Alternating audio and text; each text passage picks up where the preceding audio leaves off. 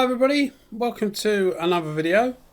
This one's Sagola 460 Xtreme with a Titania cap. Now those who watch the channel will know that I've done a couple of videos on the 460, but none of them with the Titania cap. With the Titania Pro cap, because I've got a trophy truck which comes with a Titania Pro, but it is a different cap. So this is the normal Titania cap. And we're using it for what it's recommended for by Sagola actually, which is an all-round cap. So using it for base coat and we're using it for clear coat. So I've set this up in a 1.2 XL, and when I say I've set it up, I actually got the gun with 3 tips or 3 tip sets and 3 caps, so I've got a sort of like a fair range. And I've recently got the Sagola trophy truck with another tip set, so I've actually got 4 different tip sets, which is, I think they do 5 in total. So it's a 1.2 XL, and when they say 1.2 XL, it's effectively another half a millimetre. So 1.2 is obviously 1.2 millimetre. A 1.2 XL is 1.25 millimetre, and then you get the 1.3 and a 1.3 XL, which is 1.35 millimetre. So that's how it works. So it's between a 1.2 and a 1.3, and that's probably what I would recommend to anybody that's thinking of getting a really decent spray gun, but just one, because it's all you want or you can afford or whatever. That's probably the size I would recommend, because it's good for clear coat, good for base coat. It doesn't put too much on as far as base coat is concerned, puts enough on as far as clear coat is concerned. In an ideal world, normally normally people would use for base coat a smaller tip than they use for clear coat. Not always, but it's normally what people do. So it's a good compromise between the two. Anybody will know that watches my channel will know that I really rate these Sagola guns, and obviously nothing's changed to change that. So I really do like these guns. This tip is a really good tip. It works. You'll see during the spraying, it works really well for both. It's a Mercedes 744 silver. So I chose a silver because you can get a bit of mottling with guns that don't spray nice and even. Obviously you've got a bit of an input in it as well, but guns that don't spray nice and even, you get a very patchy effect sometimes. This silver isn't the worst. It's probably the one of the easier silvers to spray, but it is still you know, a bit more of a test than a solid colour for the gun, which is why I use metallic for most things I do, because it's more of a test for, well, more of a test for the painter and more of a test for the gun, really. Now this cap is supposed to use, it's a Titania cap, is supposed to use a little bit more air than some of the others, but I've found that it uses the least air of all of them. So I'm not quite sure where Sagola get their measurements from. Probably the same place as the Vilbis do with their DV1, because they are totally wrong. You know, it's just not right, basically. But I found this actually seems to use the least air compared to DVR, Clear, and the Aqua. And I haven't got the HVLP one, the like green, metallic green cap they do. I haven't got one of those, but I mean that's got air holes that you could hide in again. So that's going to use loads of air, and they say it uses the most air. So you know, that's not going to change this equation. So as far as I'm concerned, this uses the least air of the 460 caps. So it's probably better for the guy at home, because you're just not going to have, you know, loads of available air, I guess. It's one of the inevitable things when you're at home.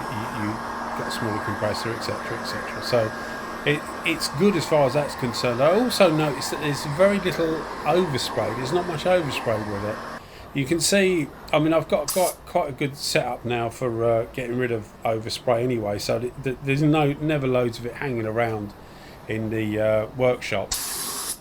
but it does seem to produce less, and I'm not quite sure why. Really, I would have thought the HVLP version would give you the sort of like least overspray, and as I say, I haven't got that to compare, but certainly this one seemed to perform really well. So good for the guy at home. It's quite expensive for an only gun, but you know, if you're only going to buy one but you want a really good one, then I would certainly suggest this. Again, those that watch the channel, as I said, will know that I like this gun. It's just so nice to use. All the controls are really nice to use. They do exactly what they're supposed to do. You get good adjustment on them, and by that I mean, you know, you open the needle a little bit and you just get a little bit more fluid. So some guns you sort of open it a little bit and it seems to change a lot. With these they don't, and so it's very what I would call user friendly. We're just doing a drop coat now, so we're keeping it further away. We've just dropped the pressures. I've put the settings on the gun on the screen so that you can see what settings I use, because I know people like to see the settings. But you know, it's a cracking gun. If you get the settings slightly wrong, it's forgiving. Some guns, like for example the WS 400, if you don't use the right settings, it's a pig of a gun, really. And I know people that have given up with it, but you know, I've got one, and I actually quite enjoy it because I know the settings now, and there's a couple of different settings I use for different finishes. I set it to that, away I go, and it's a joy to use, and it's a really good looking gun as well.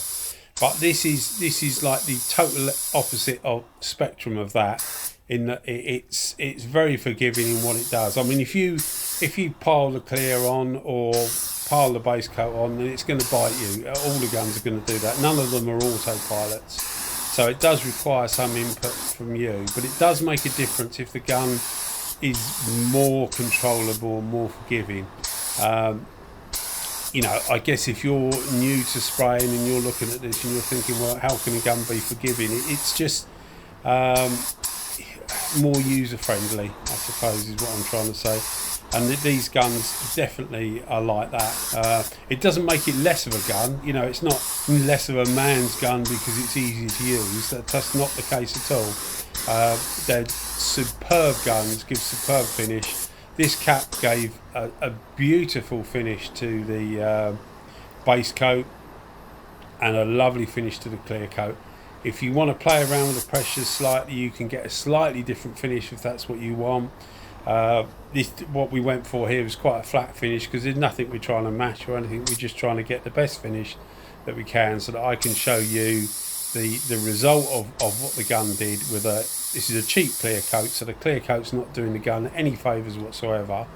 The result you see at the end is literally off the gun. There's no polishing, no nothing. It's just literally as it finishes. So, you know, the finish you get is absolutely superb. Most people want a flat finish, you know, if they're doing one-off items or they're doing a whole bike, some panels, etc. Why not get it as flat as you can off the gun? Why not, indeed? Sometimes things can look a bit odd if you're doing a panel on a car, you know, and you take the masking away and you realise you've got the colour right, but you've just got it too shiny for the rest of the car. That's where different peel effects and that come in. This gun is perfectly capable of that. If you want to take the pressure down a little bit, bring the gun away from the work a little bit, you'll get a slightly more peely effect, whatever you're trying to replicate. It's a very, very easy gun to use. Highly, highly recommended. Rapidly becoming my favourite spray gun. Every time I use one, I'm just amazed by how easy it is to get the results you want.